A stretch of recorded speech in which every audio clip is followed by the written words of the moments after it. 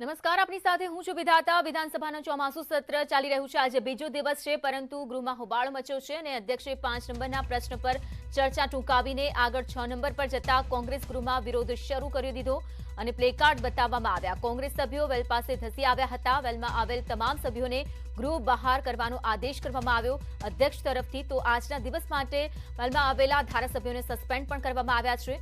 તો પ્રશ્નોત્તરી કાળ સુધી જ્યાં વિધાનસભા ગૃહ છે તે સ્થગિત કરવામાં આવ્યું છે। તો ચોમાસુ સત્રનો આજે છેલ્લો દિવસ છે। પ્રશ્નોત્તરી કાળ સુધી કાર્યવાહી સ્થગિત કરવામાં આવી છે।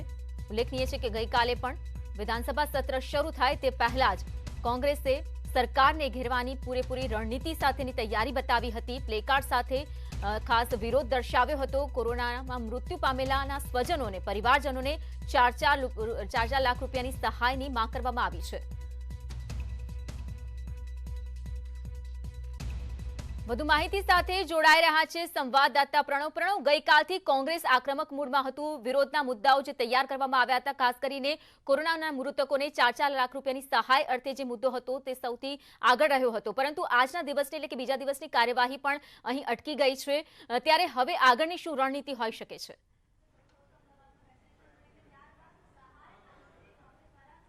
વિધાતા માની શકાય કે જે રીતે કોંગ્રેસ પાર્ટી પહેલા દિવસેથી જ આક્રમક મૂડમાં હતી, કારણ કે કોરોનાની મહામારીને લઈને કોંગ્રેસ પાર્ટી દ્વારા સમગ્ર ગુજરાતમાં ન્યાય યાત્રા છે તે શરૂ કરાઈ હતી। કોંગ્રેસની ડિમાન્ડ હતી કે જે રીતે ડિઝાસ્ટર એક્ટ અંતર્ગત 4 લાખની સહાય છે તે મળવી જોઈએ મૃતક પરિવારોને, તેને લઈને આ મુદ્દો છે તે વિધાનસભા ગૃહમાં પણ અહીં ગાજ્યો હતો।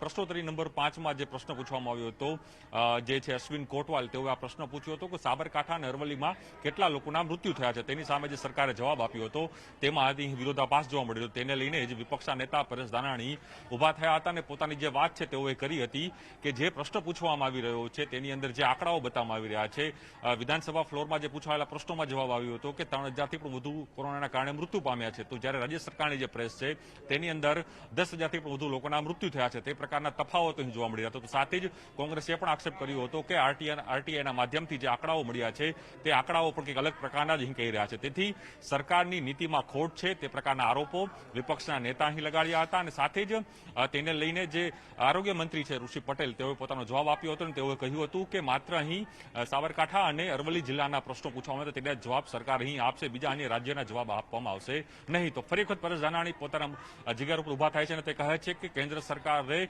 એક જે નોટિફિકેશન છે તે બહાર પાડ્યું હતું, એનડીઆરએફનું જે નોટિફિકેશન છે ડિઝાસ્ટર મેનેજમેન્ટ એક્ટ અંતર્ગત, તેની અંદર 14/3/2020નું એક જે નોટિફિકેશન છે તેમાં સ્પષ્ટપણે લખ્યું છે કે જે પણ આ ડિઝાસ્ટરની અંદર કોઈ પણ વ્યક્તિ જ્યારે મૃત્યુ પામશે તેના પરિવારને 4 લાખ રૂપિયાની સહાય મળશે। આ ફ્લોર ઉપર આ કાગળ મૂકતા તરત જ હોબાળો થયો હતો। ભારતીય જનતા પાર્ટીના પણ જે ધારાસભ્યો છે તે હોબાળો કર્યો હતો, સામે જ કોંગ્રેસ પાર્ટીના પણ ધારાસભ્યો અહીં હોબાળો કર્યો હતો। સ્પષ્ટ થઈ રહ્યું હતું કે કોવિડની મહામારીનો મુદ્દો છે તે વિધાનસભા ગૃહમાં અહીં ગાજવાનો હતો અને તે ફરી વખત અહીં ગાજ્યો છે અને હજુ પણ મનાવવામાં આવી રહ્યું છે કે આ મુદ્દો છે હજુ પણ વિધાનસભાના ફ્લોર ઉપર કોંગ્રેસ પાર્ટી આક્રમક રીતે અહીં લેશે। તો સામે જ જે રીતે આરોગ્ય મંત્રી ઋષિકેશ પટેલે પણ પોતાનો અહીં જવાબ આપ્યો હતો, તેમાં એ પણ એક સમજવા જેવી વસ્તુ હતી કે પોતે જવાબ આપતા તે સમયે જે ગૃહના અધ્યક્ષ છે નીમાબેન આચાર્ય, તેઓએ કહ્યું હતું કે પ્રશ્ન હવે 6ઠ્ઠા નંબરનો લેવામાં આવશે। ત્યારે તમામ જે વિપક્ષના ધારાસભ્યો છે એ તમામ લોકોએ પ્લે કાર્ડ બતાવીને અહીં વિરોધ કર્યો હતો અને કોવિડને લઈને ભારતીય જનતા પાર્ટીની સરકાર છે તે ન્યાય આપે તે પ્રકારના સૂત્રોચ્ચાર કર્યા હતા અને સાથે જ તમામ લોકો વેલમાં ઘસી આવ્યા હતા। નીમાબેન આચાર્ય તરત જ તમામ જે પણ ધારાસભ્યો વેલ ઉપર ઘસી આવ્યા છે એ તમામ લોકોને એક દિવસ માટે એટલે આજના દિવસના સત્ર માટે તેઓને સસ્પેન્ડ કરવાની અહીં જાહેરાત કરી। તેમ છતાં પણ કોંગ્રેસના તમામ જે ધારાસભ્યો છે તે વેલમાં જ બેસી ગયા હતા, ત્યાં સૂત્રોચ્ચાર કર્યા હતા। તે સમયે નીમાબેન આચાર્યએ સમગ્ર ગૃહ છે તે થોડી મિનિટો માટે અહીં મુલતવી રાખ્યું હતું અને પ્રશ્નોત્તરી કાળ છે તે અહીં પૂર્ણ કર્યું હતું, જે હવે અન્ય વિધેયકો છે તે ગૃહમાં લાવવામાં આવશે, પરંતુ તેની પહેલા હજુ પણ કોંગ્રેસના જે ધારાસભ્યો છે તે વેલમાં બેસી ગયા છે અને પોતે પ્લે કાર્ડ લઈને પોતાનો વિરોધ પ્રદર્શન છે તે કરી રહ્યા છે। તો સરકારે પણ પોતાનો જવાબ છે તે અહીં આપ્યો છે, પરંતુ સવાલ એ થઈ રહ્યો છે કે જે રાજ્ય સરકારની જે પ્રેસ નોટ રિલીઝ થઈ છે આરોગ્ય વિભાગની, તેમાં 10,000થી પણ વધુ લોકોના મૃત્યુ થઈ રહ્યા છે। પ્રશ્નોત્તરીમાં જે તમામ ધારાસભ્યો દરેક જિલ્લાના પ્રશ્નો કોવિડનો જે મુદ્દો છે મુખ્ય બની રહ્યો છે। ગઈકાલે મૃતકોની સહાયની માંગ હતી, તો આજે જ્યાં આંકડા છુપાવતી હોવાનો જે આરોપ સરકાર પર લગાવવામાં આવ્યો છે, કોરોનામાં મોતનો આંકડો છુપાવવાને લઈને આ આરોપ છે, ત્યારે આ સિવાય ગૃહમાં અન્ય કઈ કઈ બાબતોને લઈને ચર્ચા રહી હતી, કયા કયા મુદ્દાઓ રહ્યા હતા ચર્ચાની સ્થાને. આ સાથે આજે જે રિપોર્ટ રજૂ થવાના હતા કેગના રિપોર્ટ સહિત અન્ય રિપોર્ટ પણ રજૂ કરવામાં આવ્યા હતા. તો કામગીરીને લઈને પણ જણાવશો કે ગૃહમાં આખરે કેવી કામગીરી રહી?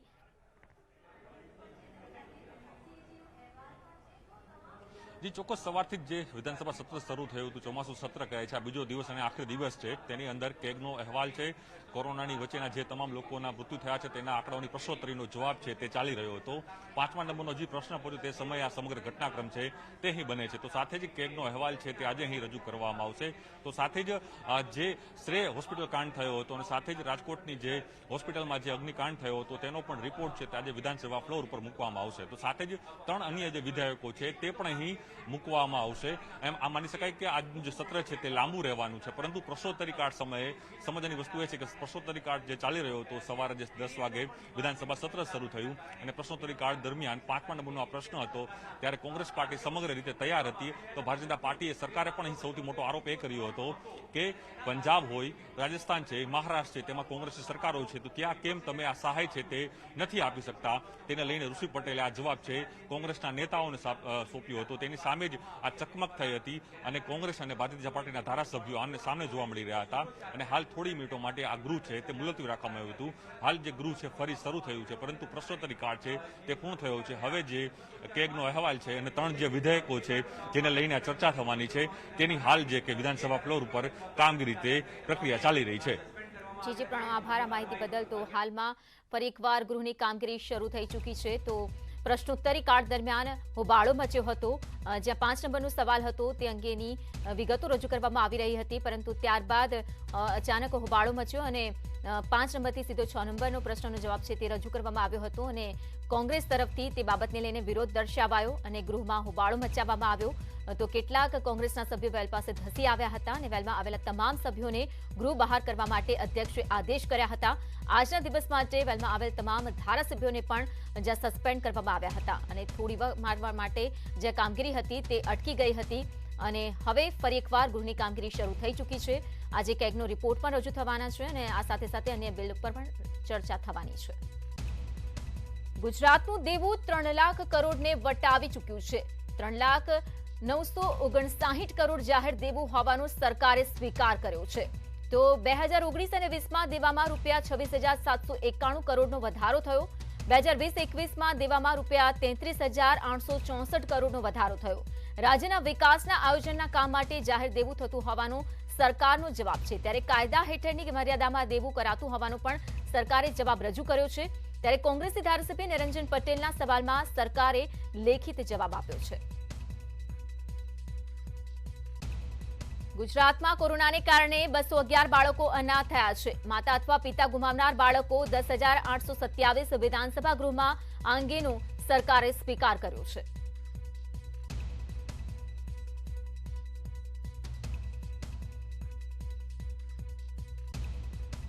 અમદાવાદમાં કોરોનામાં 14 કર્મચારીઓના મોત, 11 કર્મચારીઓને 50 લાખથી વધુની સહાય ચૂકવવામાં આવી છે. 31મી ઓગસ્ટની સ્થિતિના આંકડા ગૃહમાં રજૂ કરવામાં આવ્યા. અમદાવાદ શહેરમાં એક વોરિયરને સહાય ચૂકવવાની બાકી હોવાની વિગત પણ જોવા મળી છે.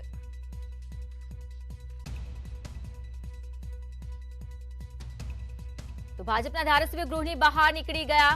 કોંગ્રેસના તમામ ધારાસભ્યો હજુ વેલમાં છે. તો કોરોનાના મૃતકોને અન્યાય મામલે ગૃહમાં હોબાળો મચ્યો હતો અને કોરોનાના મૃતકોને અન્યાય મામલે ધાનાણીએ પ્રવચન પણ આપ્યું.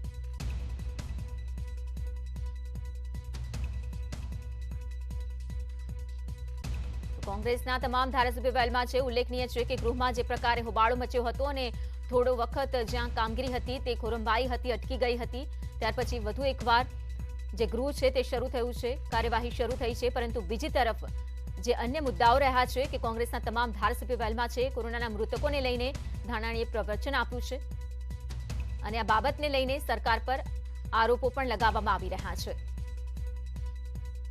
તો મૃતકોના મોતનો જે આંકડો છે તે સરકાર છુપાવતી હોવાની જે વાત છે કોંગ્રેસ સતત રજૂ કરી રહ્યું છે. છેલ્લા 2 વર્ષમાં 31 સિંહનો ખસેડાનો સ્વીકાર થયો છે. 23 સિંહને રાજુલા, જાફરાબાદ, 5ને ગીરમાં ખસેડવામાં આવ્યા. તો 3 સિંહના સારવાર દરમિયાન મોત થઈ હોવાની વિગતો રજૂ કરાઈ છે.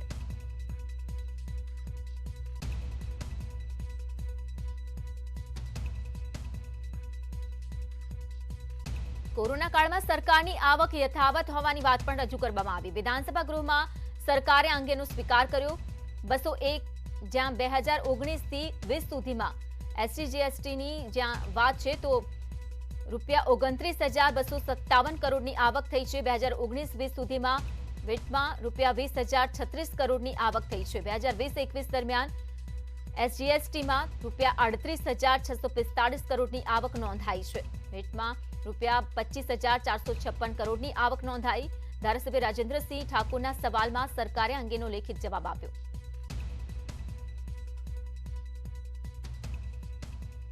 વિધાનસભામાં રેમડેસિવિર ઇન્જેક્શનનો મુદ્દો પણ જ્યાં ઉઠ્યો હતો. ગેરકાયદેસર રેમડેસિવિર ઇન્જેક્શન મામલે કેસ કરવામાં આવ્યા છે. અમદાવાદમાં 56 વ્યક્તિઓ પાસેથી આ જથ્થો ઝડપાયો હતો. વડોદરામાં 15 વ્યક્તિઓ પાસેથી ગેરકાયદેસર જથ્થો પકડવામાં આવ્યો હતો અને 54 વ્યક્તિઓ સામે કોર્ટમાં કેસ દાખલ થયા છે.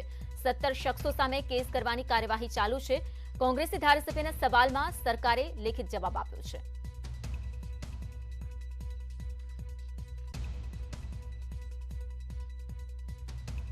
તો રાજ્યમાં બિન અનામત આયોગને 171 લાખની ગ્રાન્ટ ફાળવવામાં આવી. છેલ્લા 2 વર્ષમાં 174.1 લાખની ગ્રાન્ટ ફાળવવામાં આવી છે. 2 વર્ષમાં 126.5 રૂપિયાની જે ગ્રાન્ટ છે તે વાપરવામાં આવી છે અને 47.96 લાખની ગ્રાન્ટ પણ વપરાયેલ રહી છે. તો વિધાનસભા ગૃહમાં સરકારનો લેખિત જવાબ વહીવટી કારણોસર ગ્રાન્ટ વપરાયેલ રહેલી છે. તો બીજી તરફ રાજ્યમાં કોરોનાની રસીનો બગાડ થયો છે. ચાલુ વર્ષે જુલાઈ સુધી 8 લાખ ડોઝ બગડ્યા હોવાની વાત રજૂ થઈ. કોવિશિલ્ડના 5,13,761 ડોઝનો બગાડ થયો છે. કોવેક્સિનના 3,19,705 ડોઝનો બગાડ થયો. રસીનો વાલ ખોલ્યા બાદ 4 કલાક સુધી વપરાશ કરવાનો હોય છે, પરંતુ સમય વીતી જતા ડોઝનો બગાડ થતો હોવાનું સરકારે કારણ આગળ ધર્યું છે. કોંગ્રેસી ધારાસભ્ય પુંજાભાઈ વંશના સવાલમાં સરકારે આ અંગેનો લેખિત જવાબ આપ્યો.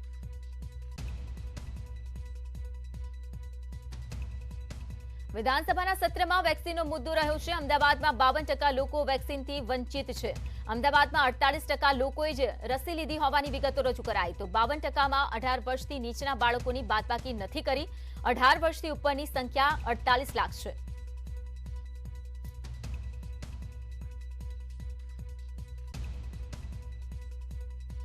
કોરોના કાળમાં શાળાઓની ફી ઘટાડવા અરજીઓ મળી છે. સરકારને 111 અરજીઓ મળી હોવાનો સ્વીકાર કરવામાં આવ્યો. ખાનગી શાળાઓમાં ફી ઘટાડવા રજૂઆત કરવામાં આવી હતી.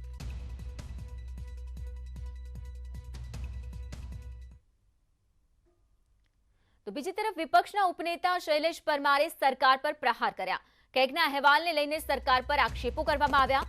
સરકાર દ્વારા માર્ચમાં રજૂ કરવાનો કેગનો રિપોર્ટ આજે રજૂ કરવામાં આવશે. કેગનો રિપોર્ટ સરકારની કામગીરીની પરચીજી નિયમ મુજબ વિધાનસભામાં કેગના અહેવાલની ચર્ચા થવી જોઈએ.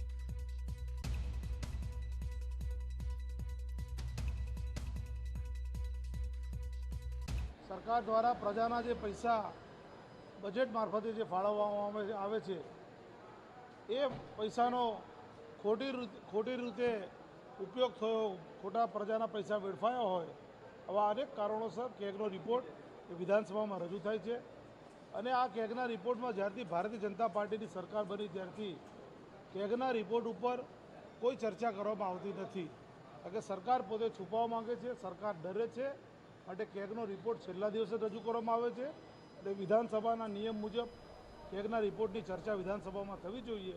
વર્ષોથી કેગના રિપોર્ટની ચર્ચા એ વિધાનસભામાં થતી નથી.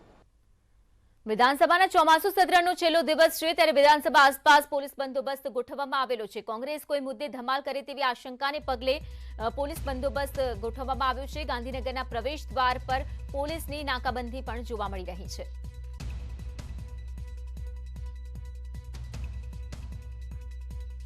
તો કોંગ્રેસ જે રીતે આક્રમક મૂડમાં છે સરકારને ઘેરવા, તેને જોતા વધુ કોઈ હોબાળો ન થાય, હંગામો ન મચે તે માટે પોલીસ તૈનાત કરી દેવામાં આવી છે.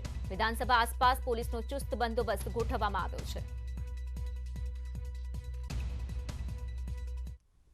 બ્રેક બાદ વાત કરી રાજ્ય ગતિવિધિની તો વડગામના અપક્ષના ધારાસભ્ય જિગ્નેશ મેવાણી આજે કોંગ્રેસમાં જોડાશે. દિલ્હીમાં રાહુલ ગાંધીના હસ્તે તેઓ કોંગ્રેસનું ખેસ ધારણ કરશે. જિગ્નેશ મેવાણી ગુજરાતમાં અલગ અલગ આંદોલન અને લોકોનો સમૂહ ભેગો કરી સમાજનો ચહેરો બન્યા અને હવે રાજનીતિમાં મોટા ચહેરા બનવા જઈ રહ્યા છે. વડગામના પક્ષ ધારાસભ્ય જિગ્નેશ મેવાણી આજે બપોરે કોંગ્રેસમાં જોડાઈ જશે. તે માટે મેવાણી દિલ્હી પહોંચ્યા છે. તો રાહુલ ગાંધી બપોરે જિગ્નેશ મેવાણી અને કનૈયા કુમારને કોંગ્રેસનો ખેસ પહેરાવશે. આ સમયે હાર્દિક પટેલ પણ દિલ્હીમાં હાજર રહેશે. વધુ माहिती साथ दिल्ली थी जोड़ाए रहा है संवाददाता रवि. बताइए कि किस तरह की वहां पर चहल पहल. जिग्नेश मेवाणी आज विधिवत कांग्रेस में ज्वाइन होने वाले हैं.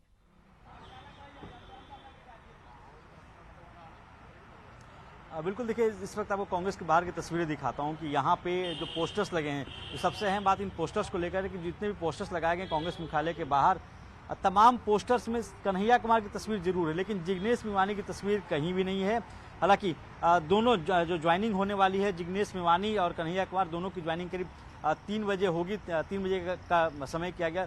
कांग्रेस की तरफ से कोई ऑफिशियल अनाउंसमेंट इसके लिए नहीं की गई है, कोई औपचारिक घोषणा या आधिकारिक कांग्रेस तरफ से पुष्टि नहीं की गई, लेकिन 3 बजे का टेंटेटिव टाइम बताया जा रहा है कि 3 बजे जिग्नेश मेवाणी और कन्हैया कुमार दोनों कांग्रेस का दामन थामेंगे. सूत्र ये बता रहे हैं कि चूंकि जिग्नेश मेवाणी के एक्टिविस्ट भी रहे हैं, दलित का बड़ा चेहरा भी है, तो ऐसे में उनकी ज्वाइनिंग के बाद उनको या तो गुजरात में कोई बड़ी जिम्मेदारी दी जा सकती है और पूरे देश में उनसे प्रचार करवाया जा सकता है, क्योंकि आने वाले दिनों में विधानसभा चुनाव होने वाले, करीब 5 राज्यों में विधानसभा चुनाव है. ऐसे में कन्हैया कुमार और जिग्नेश मेवाणी उन दोनों का पार्टी चुनाव में इस्तेमाल करेगी, उनके जरिए प्रचार करवाएगी, क्योंकि दोनों युवा चेहरा हैं, दोनों यूथ हैं, दोनों की अपनी एक अलग आइडेंटिटी है, एक्टिविस्ट हैं. तो ऐसे में पार्टी जिस तरह से अभी जो जनाधार गया था, अभी जो पिछले दिनों देखने को मिला था कि जो बड़े चेहरे की बात करें, अगर आप जितिन प्रसाद पार्टी छोड़कर गए थे, ज्योतिरादित्य सिंधिया पार्टी छोड़कर गए थे, तो ऐसे में पार्टी के अंदर ये लग रहा था कि आखिर युवा चेहरा छोड़कर क्यों जाते हैं. ऐसे में इन दोनों को शामिल कराना एक रणनीति के तहत शामिल करवाया जा रहा है. इन दोनों से आने वाले दिनों में चुनाव में प्रचार भी करवाए जाएंगे. जी बिल्कुल से रवि, जिस तरह से आपने बताया कि फोटो में कहीं भी जिग्नेश का फोटो नहीं है, पोस्टर में कन्हैया का फोटो दिखाई दे रहा है, लेकिन क्या जिग्नेश वहां पर पहुंचे? और साथ ही में ये भी बात सामने आ रही है कि दिल्ली में हार्दिक भी उपस्थित रहेंगे.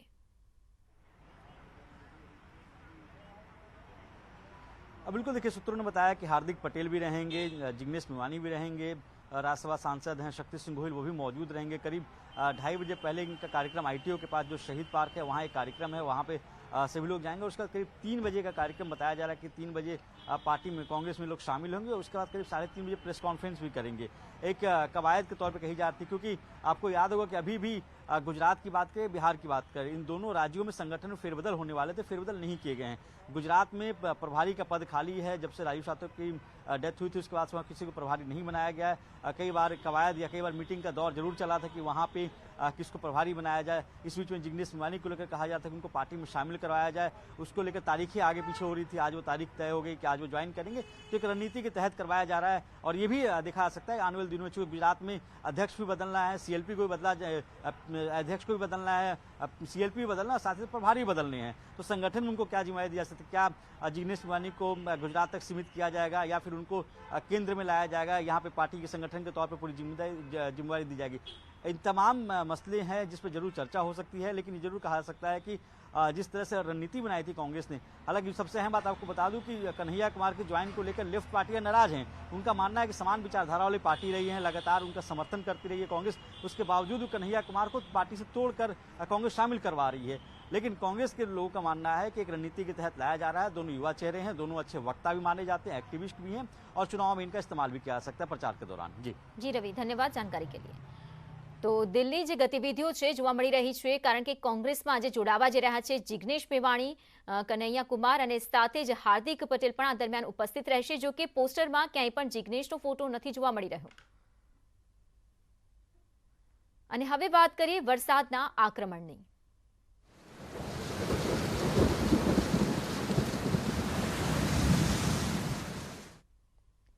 2 કલાકમાં 30 તાલુકાઓમાં વરસાદ વરસી ચૂક્યો છે. ડાંગના આહવામાં સૌથી વધુ 1 ઇંચ વરસાદ નોંધાયો. સોજિત્રા, વડોદરા, તારાપુરમાં પણ અડધો ઇંચ વરસાદ વરસ્યો છે. આંગલાવ, ધોળકા અને માણસામાં વરસાદી માહોલ બની રહ્યો છે. તો ગઈકાલથી જ વરસાદી વાતાવરણ જે છે તે જોર પકડી રહ્યું છે. 5 દિવસ આજ મુજબની પરિસ્થિતિ જોવા મળશે. ભારેથી અતિ ભારે વરસાદની સંભાવના જેમ હવામાન વિભાગે વ્યક્ત કરી હતી. સાયક્લોનિક સર્ક્યુલેશનની જે સિસ્ટમ છે તેના કારણે વરસાદ વરસી રહ્યો છે. તો ગુજરાતમાં સપ્ટેમ્બરમાં રેકોર્ડ બ્રેક વરસાદ સિઝનમાં અત્યાર સુધી પડ્યો છે 50% વરસાદ. સપ્ટેમ્બરમાં રાજ્યમાં 3 ગણો સૌથી વધુ વરસાદ વરસ્યો. 100 વર્ષના ઇતિહાસમાં સપ્ટેમ્બરમાં આ વર્ષે બીજા ક્રમનો સૌથી વધુ વરસાદ નોંધાયો છે. તો ગુજરાતના 20 જિલ્લામાં આજે યલો એલર્ટ આપવામાં આવ્યું છે, જ્યારે કે 6 જિલ્લામાં ઓરેન્જ એલર્ટ આપવામાં આવ્યું છે. તો જળાશયોની પરિસ્થિતિ પર પણ નજર કરી લઈએ. જળાશયોમાં 74% જળસંગ્રહ થયો છે. 61 ડેમ પૂર્ણ ભરાયા છે. 18માં 10%થી ઓછું પાણી છે. તો રાજ્યમાં હજુ 10% વરસાદની ઘટ વર્તાઈ રહી છે.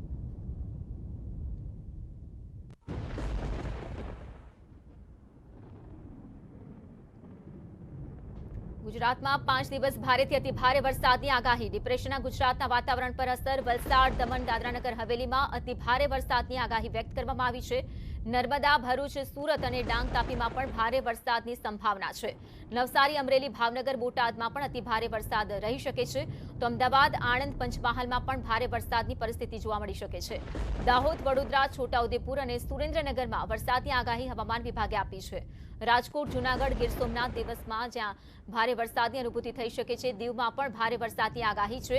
અન્ય વિસ્તારોમાં ગાજવીજ સાથે મધ્યમ વરસાદની આગાહી આપવામાં આવી છે. તો આજે અને આવતીકાલે ભારે વરસાદની પરિસ્થિતિ રહેવાને લઈને હવામાન વિભાગે જણાવ્યું છે. તો 27થી લઈને 2 ઓક્ટોબર સુધી 5 દિવસ ભારે વરસાદની હવામાન વિભાગે શક્યતાઓ દર્શાવી છે.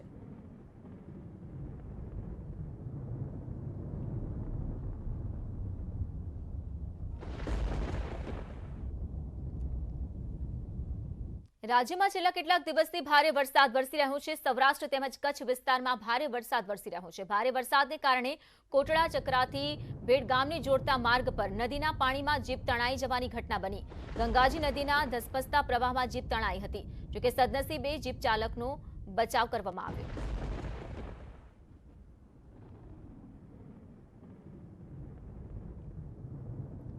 તો કચ્છમાં ભારે વરસાદ વરસ્યો છે. ગંગાજી નદીમાં પાણીના ધસમસતા પ્રવાહ વચ્ચે જીપ ફસાઈ હતી, જેમાં જીપ ચાલક અટવાઈ ગયો હતો અને મહા મુસીબતે તેનો જીવ બચાવાયો છે. તો વહેણ તેજ છે અને તેવામાં જીપ સાથે જીપ ચાલક પણ હતો, જોકે સમયસર તેનો બચાવ થયો છે.